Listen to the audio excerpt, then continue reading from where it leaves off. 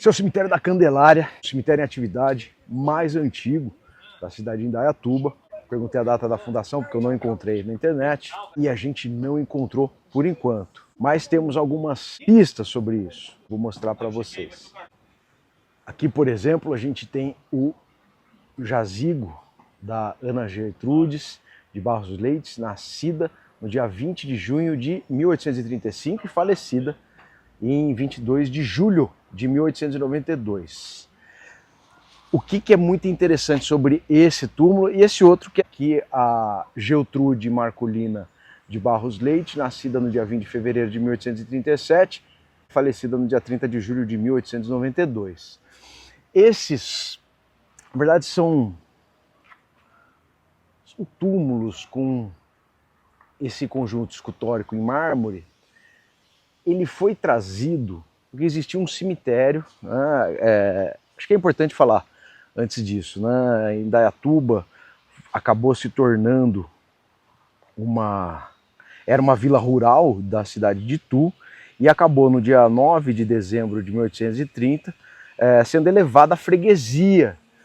Então, bom, 1830, quer dizer, já existia, ou nesse período pós-conversão em freguesia, sepultamentos eram feitos no entorno da Igreja da Candelária. Essa ainda é uma informação, inclusive, que a gente tem daqui. Então, houve dois lugares oficiais de sepultamento.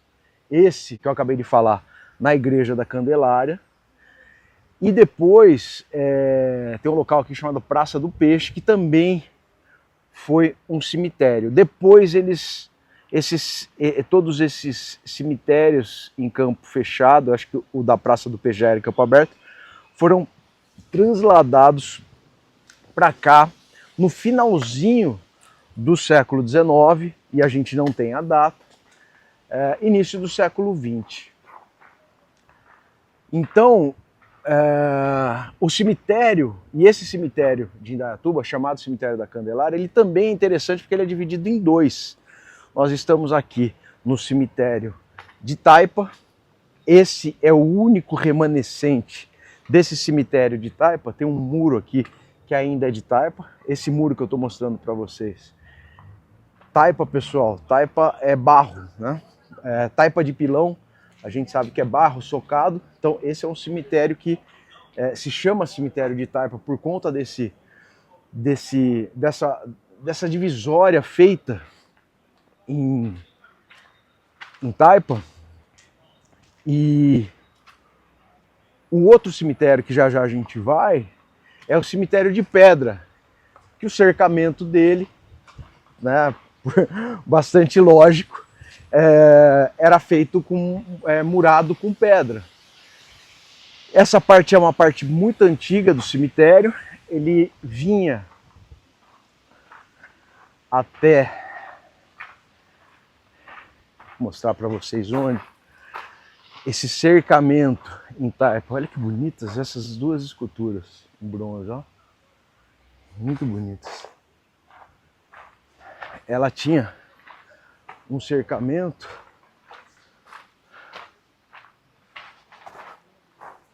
que vinha até aqui, mais ou menos. Essa rua, aquele arruamento, era o limite.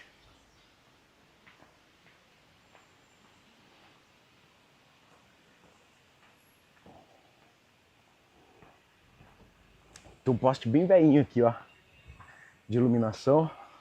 Então eu vim até aqui. E aí o que houve? A expansão do cemitério, e ele ficou pequeno também, então organizaram o cemitério de pedra, que compreende também, junto com esse, o cemitério da Candelária. Cemitério da Candelária, a Nossa Senhora da Candelária é a padroeira da cidade de Indaiatuba, mas, para além disso, também faz referência ao antigo cemitério daqui, que inicialmente se organizou dentro e no entorno da Igreja da Candelária da Matriz. Aqui um milagreiro que eu confesso não conhecia, do cemitério de Taipa.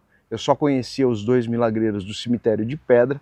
Esse aqui é um benzedeiro da cidade, um benzedor, aliás, desculpa, chamado Eduardo, que a gente vê que tem um processo devocional bastante acentuado. A gente vê ali, não vou expor, tem uns bilhetes com nome de pessoas, uma senhora pedindo para deixar o vício de cigarro. O Eduardo é um benzedeiro que, pelo que a galera falou aqui, tem muita atividade, ou recebe muitos pedidos em questões de saúde, e também nesse tema paralelo que é de ajudar pessoas a deixarem vícios. E como ele sofreu uma reforma há muito pouco tempo, está sem ex-voto. E isso é interessante, porque ele também teve uma diminuição na devoção por conta da reforma. Isso não é exatamente uma novidade para milagreiros, né? Quando você tira a indicação de ex-votos, das velas, né? Aqui, embora ali a gente tenha um velário que você pode ver que está bem utilizado, existe naturalmente uma diminuição no número de visitantes. Então vamos deixar o Eduardo agora aqui e seguir mais um pedaço do cemitério de Taipa, aqui de Indaiatuba. Do ponto de vista estético e arquitetônico, a gente vê construções muito particulares, principalmente dos anos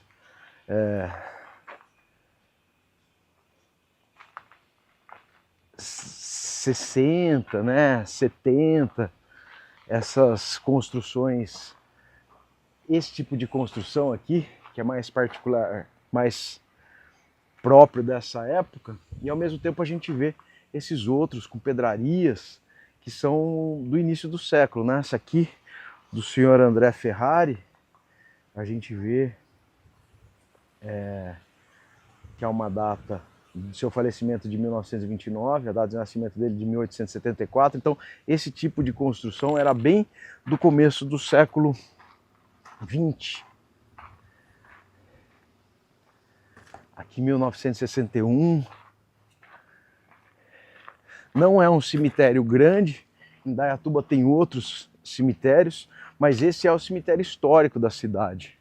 Aqui a gente vê aquelas divisórias muito comuns de cemitérios que foram se expandindo, né? Inclusive com mudança de platô, né? Descer um pouquinho para...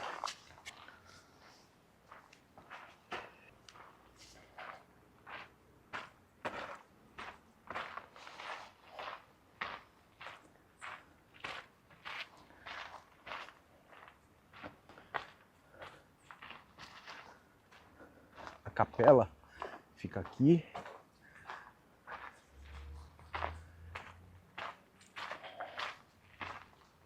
Vou mostrar um pouquinho a capela para vocês.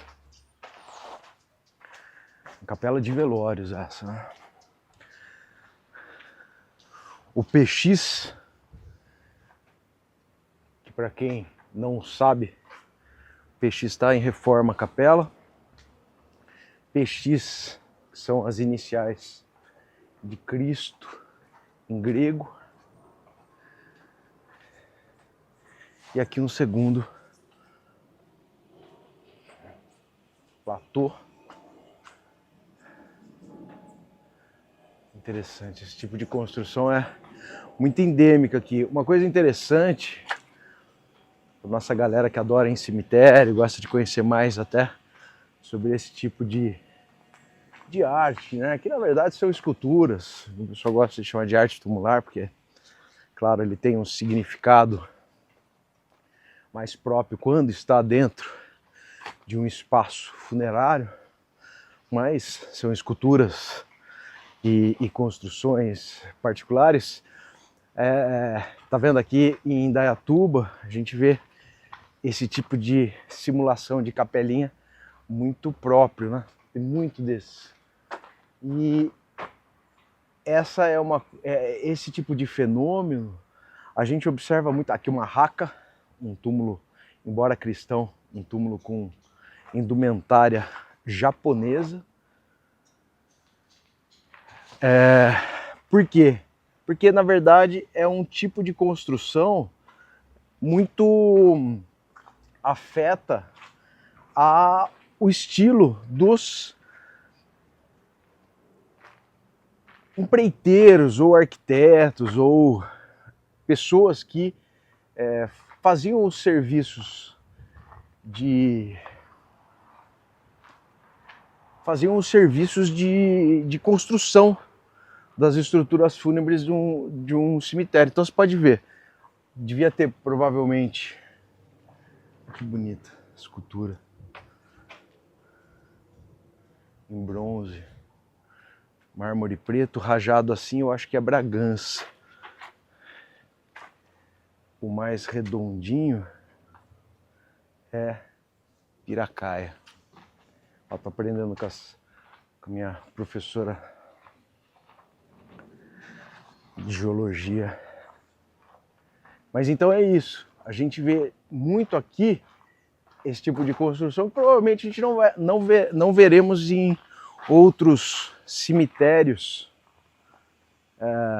Esses jazigos com cara de capela, com cara de altar, porque eles são marcas do empreiteiro que atendia essas famílias. E pelo que eu estou vendo aqui, elas começam nos anos 70, então devia ser um empreiteiro dessa época. Isso é muito legal. Tá vendo como tem capelinha desse tipo aqui?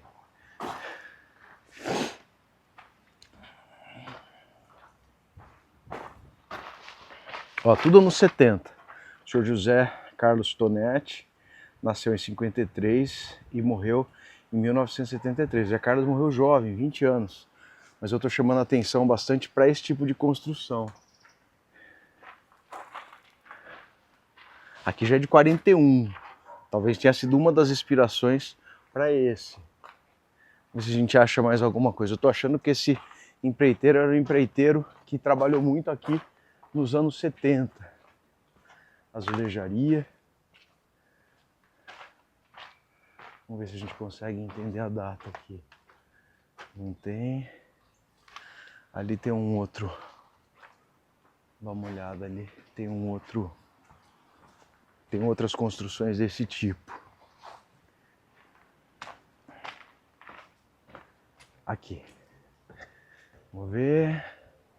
1971. Tá vendo? A senhora Teresa faleceu antes do seu Roque. Teresa S. Carvalho nasceu dia 23 de agosto de 1925 e morreu em 1971. Então, isso faz com que eu defenda a hipótese desse tipo de construção ser dessa época. Vamos ver aqui, ó. A Dona Maria José, 1975. Nascimento. Vamos ver aqui. 1983, quer dizer, dessa época. Olha lá, ela morreu. A Dona Maria não, tá certo, ela morreu em 1973. Então, essa construção provavelmente é a marca de um empreiteiro que atendeu essas famílias. Ó, irmã Prisnitz, morreu em 71. Acho que eu não estou errado não, acho que é isso mesmo. É um tipo de construção muito própria dessa época.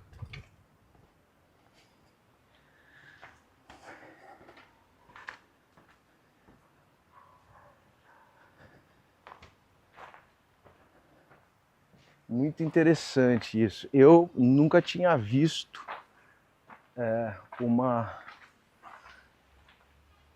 eu nunca tinha visto esse tipo de construção em cemitérios. Então ela é endêmica aqui. Olha lá, ó. Luiz Cavallini, 1971. É isso mesmo. Um velário aqui também. Nessa outra estrutura. 28, 89, 1970. Então me parece isso.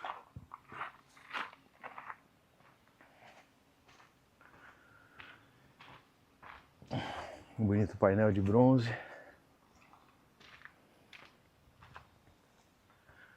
Quer ver? Vamos... Só para me contrariar. Essa a gente já viu, né? Ou não? 19, 2002, 85.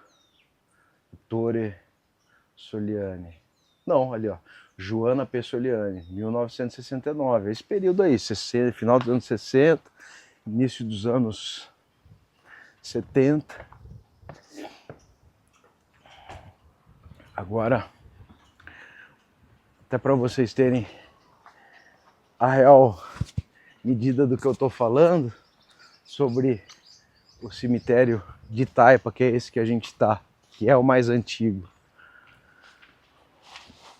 pro cemitério de Pedra, lembrando que ambos fazem parte do complexo do cemitério da Candelária. Vou atravessar a rua e já caio do outro lado, no cemitério da Candelária.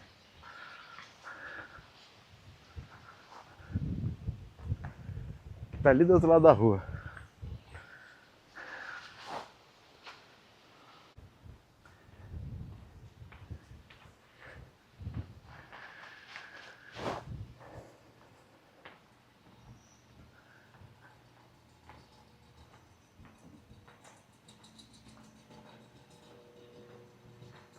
Agora a gente vai sair do cemitério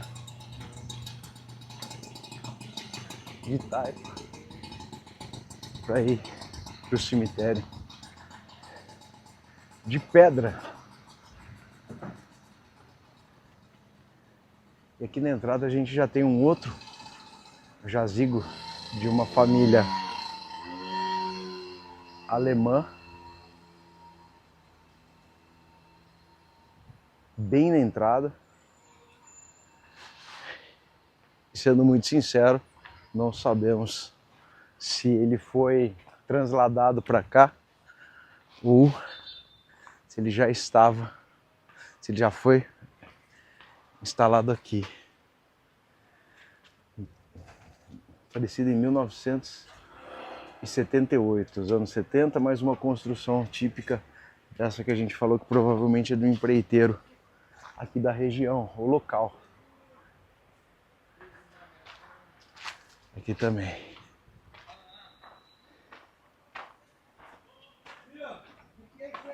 Olha que escultura interessante.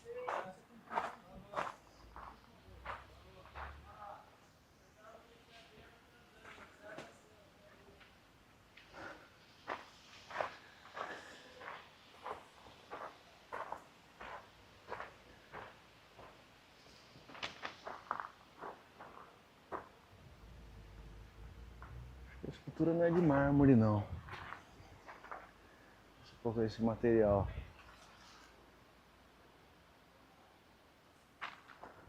Essa sim é de bronze.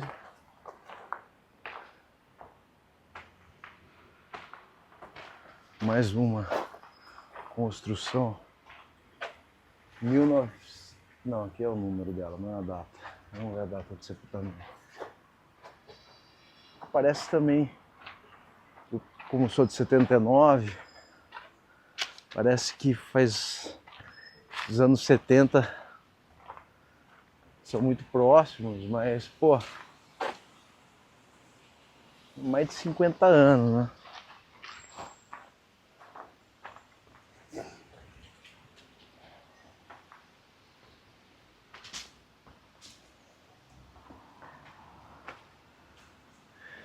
Aqui dorme em seu sono eterno Gioconda Save Bernabé, que será sempre lembrada com infinitas lágrimas de seu esposo e filhos. nascido em 1874, falecido em 1938.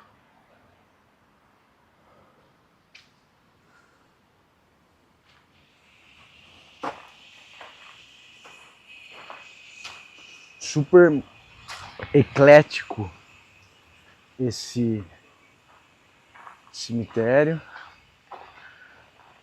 Aqui a gente tem a quadra dos anjos e já temos um milagreirinho aqui.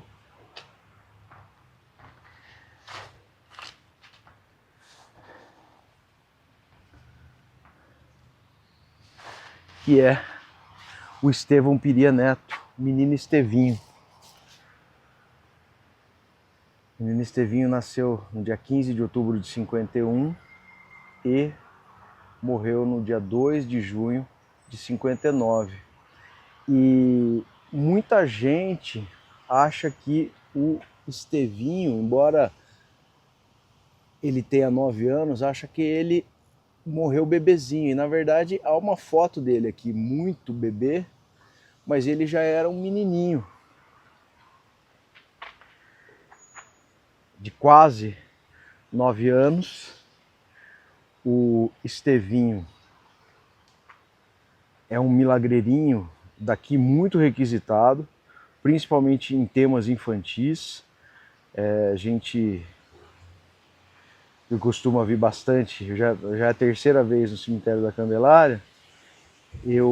Das outras vezes, encontrei muitas chupetas e, não sei, eu tenho filhas mais velhas, nenhuma das minhas filhas foi muito da chupeta, mas 9 anos já não é uma idade assim para chupar chupeta, mas muitos papais e mamães deixavam as chupetas aqui, vinham fazer promessa para o Estevinho, pedindo ajuda dele para ele ajudar as crianças a deixarem esse péssimo hábito, né, que entorta dente, enfim. Acaba sendo uma muleta para a ansiedade das crianças também. Mas ele não era uma criança que provavelmente usasse chupeta ainda nessa época, né? Eu não encontrei nem nos sites de busca de atestados de óbito a causa-mortes do Estevinho. Só sei que ele é um intercessor muito requisitado aqui e chamado como Menino Estevinho, muito conhecido. E fica aqui o registro então desse milagreirinho muito requisitado. Aqui na parte 2, vamos dizer assim, do cemitério da Candelária, o cemitério de pedra. Então é isso, vamos seguir. Agora a gente vai até o último cantinho do cemitério, onde está, na verdade, o primeiro túmulo que se tem registro, a primeira pessoa sepultada. Aqui nessa parte do cemitério, um velário, olha que interessante, Nossa Senhora da Candelária, toda defumada pelas velas.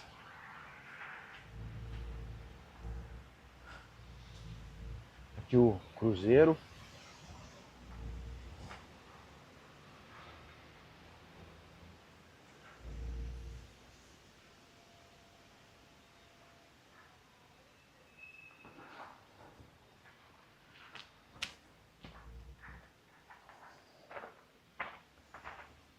Também uma parte antiga do cemitério.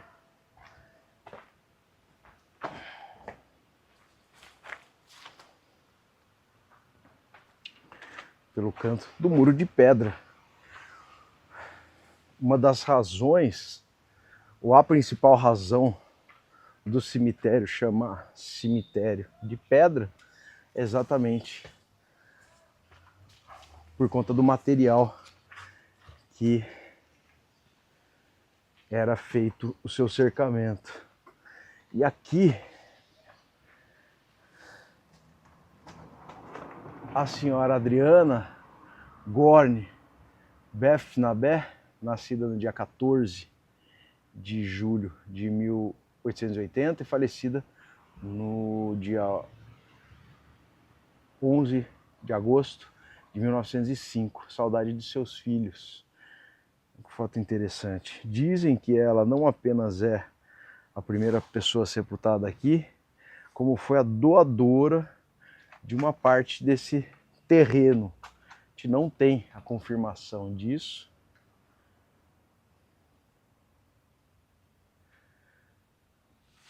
É uma história que pode ser meio folclórica daqui, né? Uma história popular, vamos dizer assim, não folclórica, mas popular, uma explicação popular. Mas não é essa certeza de que ela era realmente a doadora daqui. O fato é que esse é um túmulo reconhecido como o primeiro túmulo do cemitério de pedra.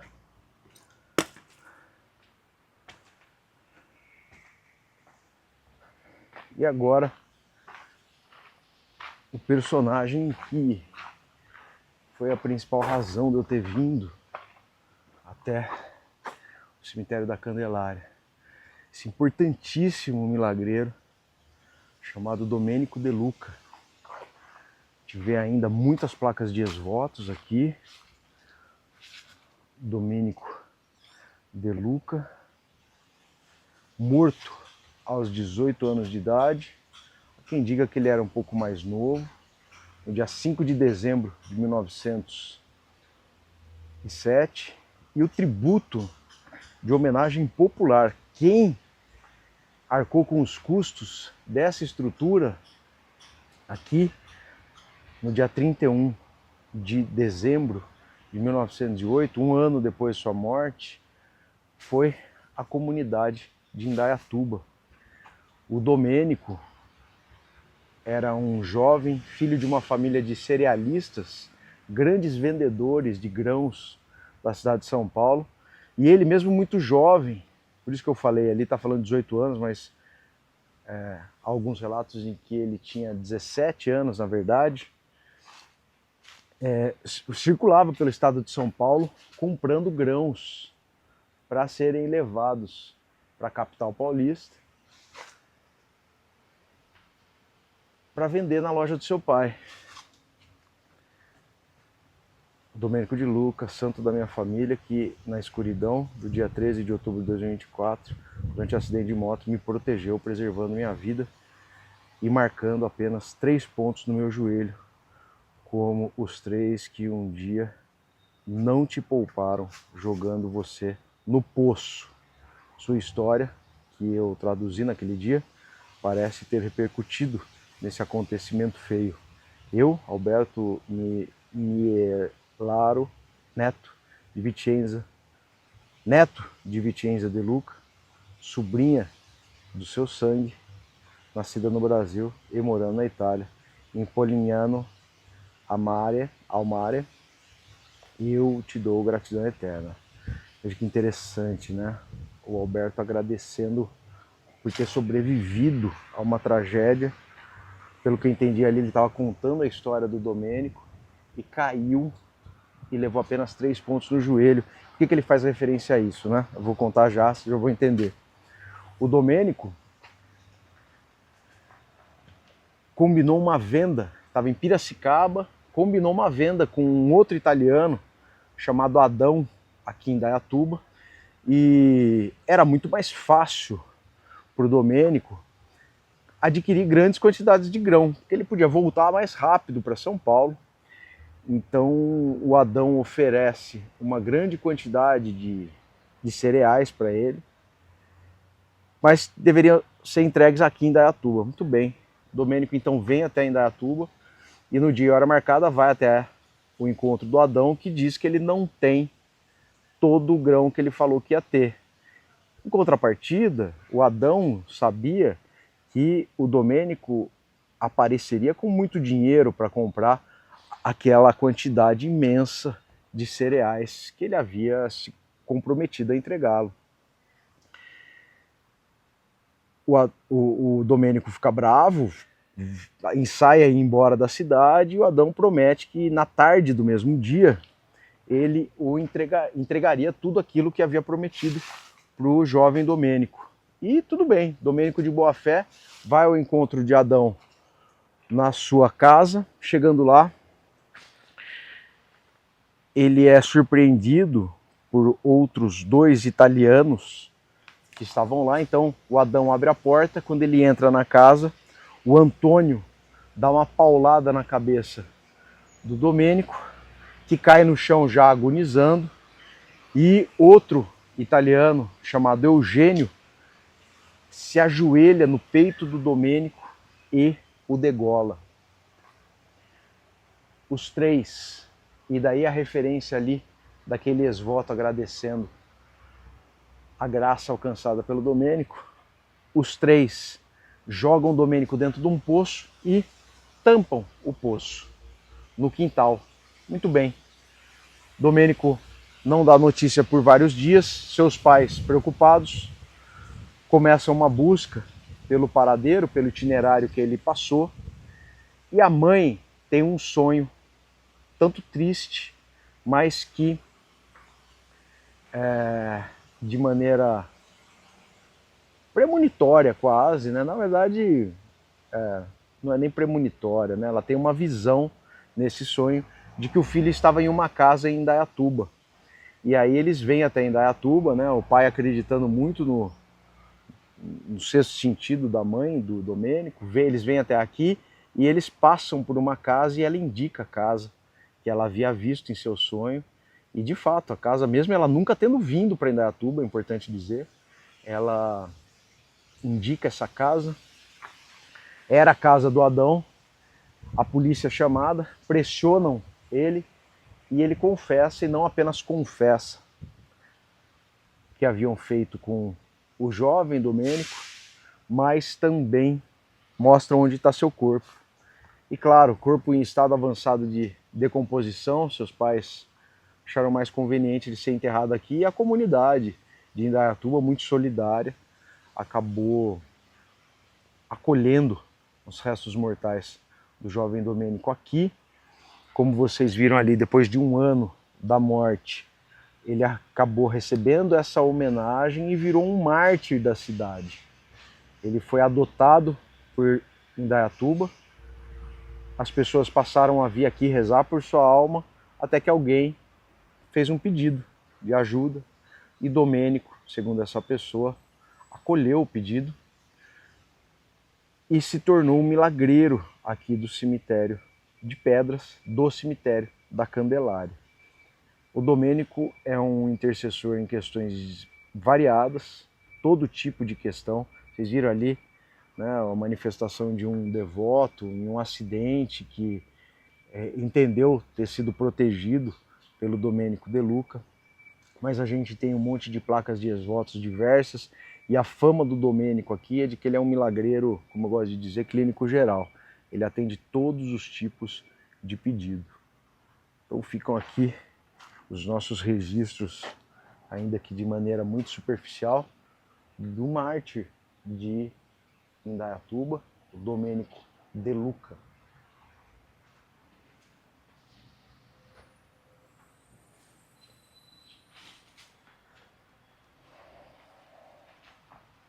Frente do abençoado sepulcro do Domênico de Luca, me despeço de vocês e peço, não para o Domênico, mas para vocês, se vocês gostaram, por favor, deixem seu like, deixem seu comentário.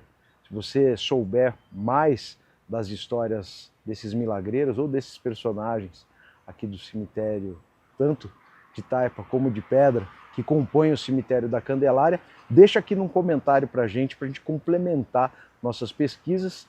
Eu ainda não comecei, mas começarei logo mais a escrever um livro sobre milagreiros de cemitério do estado de São Paulo. Com certeza o Domênico, Estevinho estarão, mas é muito legal. Se vocês tiverem alguma experiência com esses milagreiros, como tem aqui pra gente, eu vou ficar muito feliz, beleza? Um grande abraço e até a próxima.